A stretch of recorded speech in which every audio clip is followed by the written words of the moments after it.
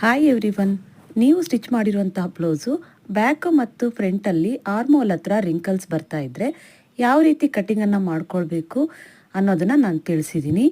Cutting ಮಾಡ್ಕೊಳ್ಳೋವಾಗಲೇ ನಾವು ಕರೆಕ್ಟಾಗಿ cutting ಮಾಡಿಕೊಂಡ್ರೆ ನಿಮಗೆ ಯಾವುದೇ ರೀತಿ ರಿಂಕಲ್ಸು ಬರೋದಿಲ್ಲ. ಇಲ್ಲ ಅಂದರೆ ಈ ರೀತಿ ಎಲ್ಲ ಬಟ್ಟೆನ ಹಾಕ್ಕೊಂಡಾಗ ಕಸ್ಟಮರು ರಿಂಕಲ್ಸ್ ಬರ್ತಾ ಇದೆ ಅಂತ ನಿಮ್ಗೆ ಹೇಳ್ತಾ ಇರ್ತಾರೆ. ನೀವು ನೋಡಿ ಈ ಥರ ಕಟ್ಟಿಂಗ್ ಮಾಡೋವಾಗಲೇ ನೀಟಾಗಿ ಮಾಡ್ಕೊಳ್ಳಿ. ಇದ್ರ ಬಗ್ಗೆ ಇವತ್ತು ಒಂದು ವಿಡಿಯೋ ತಿಳಿಸಿದ್ದೀನಿ.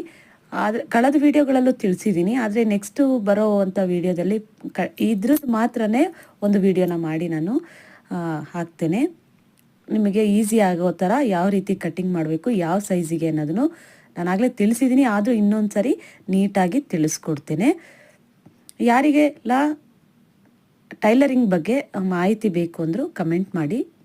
ಸ್ಟಿಚಿಂಗ್ ಬಗ್ಗೆ ಇಲ್ಲ ಕಟ್ಟಿಂಗ್ ಬಗ್ಗೆ ಯಾವುದಾದ್ರೂ ಏನಾದರೂ ಡೌಟ್ಸ್ ಇದ್ದರೆ ಕಮೆಂಟ್ ಮಾಡಿ, ನಾನು ತಿಳಿಸ್ಕೊಡ್ತೀನಿ. ಅದ್ರ ಬಗ್ಗೆ ವಿಡಿಯೋ ಮಾಡಿ ತಿಳಿಸ್ತೀನಿ. ಧನ್ಯವಾದಗಳು.